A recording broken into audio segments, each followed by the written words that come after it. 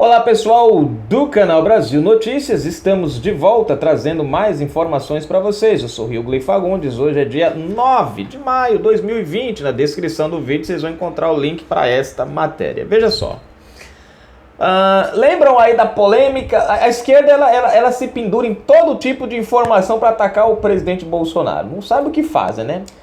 Primeiro a questão do depoimento do Moro, aí o depoimento do Moro foi por água abaixo, aí depois um tal de um vídeo. Pois é, vamos à matéria da edição do vídeo, vocês vão encontrar o link para esta matéria, né? Pessoal, se inscreve, comenta, compartilha, gosta aí, dá um like aí, ajuda a gente, tá bom? Você que curte nosso canal, gosta do nosso trabalho, na descrição do vídeo tem conta bancária, se que puder, é claro, ajudar o canal, a gente agradece muito, tá bom? Olha só, vídeo da última reunião entre Bolsonaro e Moro foi entregue ao STF. Pronto, acabou a agonia agora, vamos lá. Na noite desta sexta-feira, 8, a Advocacia Geral da União, AGU, entregou ao Supremo Tribunal Federal, STF, o vídeo da última reunião do presidente da República, Jair Bolsonaro, com o ex-ministro Sérgio Moro e demais ministros de seu governo. A gravação foi entregue ao ministro do STF, Celso de Mello, que imediatamente o colocou em sigilo temporário, ou seja, a esquerda e a imprensa que estava alvoroçada em querer saber o que tinha lá, vai ter que ter paciência, calma.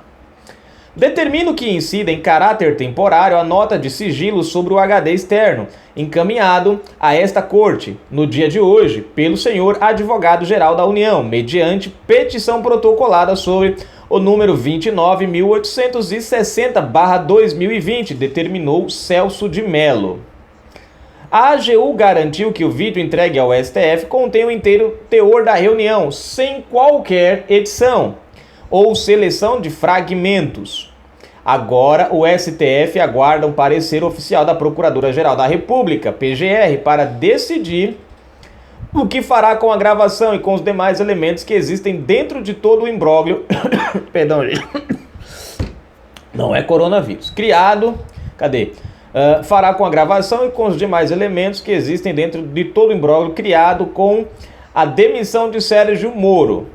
Ao que tudo indica, finalmente todas as questões levantadas serão esclarecidas. E a extrema imprensa, que vinha fazendo inúmeras suposições sobre o conteúdo do vídeo, mais uma vez sairá desmoralizada. Bom, tá aqui a matéria, né? Bom, isso aí, vocês veem, gente, eu fico olhando assim o quanto a nossa imprensa brasileira, ela é uma imprensa destrutiva. Parece aqueles urubus quando vê uma carniça, sabe? Não param de ficar voando ali enquanto o bichinho não morre, né? Você vê, eles procuram, sabe, igual... são sanguessugas. Nós tivemos aí... Você já prestou atenção que nós não passamos uma semana sem a imprensa atacar o governo? Sem a imprensa buscar culpar Bolsonaro por alguma coisa?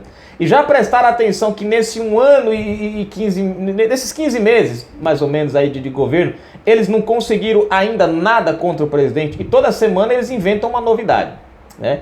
Agora foi essa questão aí do vídeo, né?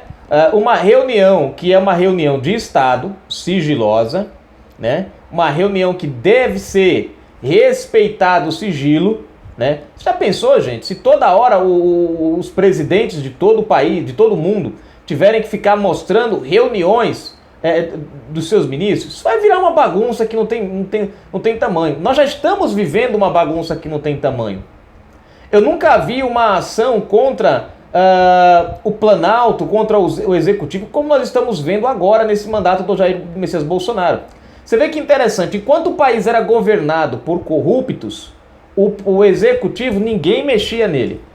Enquanto o país era governado por apoiadores de ditaduras, enquanto o Brasil era governado por, vamos ser bem diretos, né, por guerrilheiros que eram armados, como nós tivemos aí o próprio Zé Dirceu, nós temos, não sei se o Tarcísio Genro também, eu não estou lembrado agora, não vou afirmar ele, mas nós tivemos várias pessoas, né, o Serra, se não me falha a memória também, parece que... Foi o José Serra, eu queria lembrar o nome. É que agora eu não estou com o nome deles aqui direitinho. Mas teve uma penca deles aí que estiveram dentro do governo de 2002 a 2018 que fizeram parte da guerrilha armada, da esquerda, que sofreram, eles sim sofreram um golpe, o Brasil não, mas eles sofreram um golpe quando o Brasil saiu às ruas, pediu os militares, né? Ontem eu trouxe até uma nota, né, dos militares, de um dos militares, né, deixando bem claro que o povo, dando um recadinho para o STF, deixando a entender que ainda não se manifestou porque o povo não tomou nenhuma ação porque o povo ainda não se manifestou. Aí algumas pessoas colocaram, eles estão de ouvido tapado, que eles não estão vendo o povo nas ruas. Gente, a quantidade de pessoas para que se acione o artigo 142 não é 1 milhão de pessoas, não é 2 milhões de pessoas nas ruas, não. Nós não temos tido sequer 100 mil pessoas nas ruas. O artigo 142, para ele ser acionado, você tem que ter uma grande parcela da população nas ruas. Então não adianta 20 mil pessoas, 30 mil saírem na rua e pedir, não vai funcionar. Para o artigo 142 ser acionado, a quantidade de pessoas na rua tem que ser acima de milhares de pessoas. São milhões de pessoas na rua, como aconteceu em 64. Nós tivemos manifestações que tomaram o Brasil inteiro, né? Enfim, então, às vezes a pessoa fica criticando o Exército. O Exército ele não vai burlar a Constituição, ele não vai atropelar a Constituição. Mas ele já deixou o recado dele. A nota que eu trouxe ontem, inclusive ele até fala assim que na época, lá em 64, a população se manifestou. Coisa que esta população de agora está tardia em fazer. E quando eles falam isso, é no sentido de o Brasil, não parte, como por exemplo, você pega ali em Brasília, você tem 20 mil pessoas, 15 mil pessoas. Isso aqui tá longe, gente, tá longe de ser o suficiente para que um artigo 142 seja acionado, para que os militares venham tomar algo. Se o povo quer que eles façam alguma coisa, o povo também precisa fazer a parte deles. Não basta ficar dizendo, a gente quer os militares, mas não se manifesta. A Constituição é clara a respeito disso. Tem que ter maioria do povo nas ruas. Bom, voltando aqui ao nosso ponto, né? E aí nós tivemos aí, nós não vimos a imprensa, nós não víamos o STF pedindo gravações de reuniões onde foram tratadas vários atos de corrupção, aonde foram combinados várias propinas. Não, você não tem nenhuma dessas coisas por aí, né? Ações do STF nesse sentido aí. De jeito nenhum. Agora você pega um governo como o do presidente Bolsonaro, nós já vamos o quê? Janeiro, 12 meses, né? 12, janeiro, fevereiro, março, abril. Nós estamos aí entrando 2, 3, 4, 6. Nós estamos entrando aí para o 16º mês. Não, peraí, janeiro, fevereiro, março, abril, maio. Perdão, gente. Nós já estamos entrando aí para o 17º mês aí mais ou menos, né? Nós estamos entrando para o 17º mês de governo Bolsonaro. E você não viu um escândalo de corrupção dentro do executivo. A imprensa fica buscando a questão do Flávio Bolsonaro o tempo inteiro, mas até agora a imprensa não mostra nada. Só as falácias de sempre, conjecturas, ilações, nenhum processo, nada, não virou réu, não aconteceu nada, não foi provado nada. Tudo que o cara é acusado, o cara vai lá e mostra, né?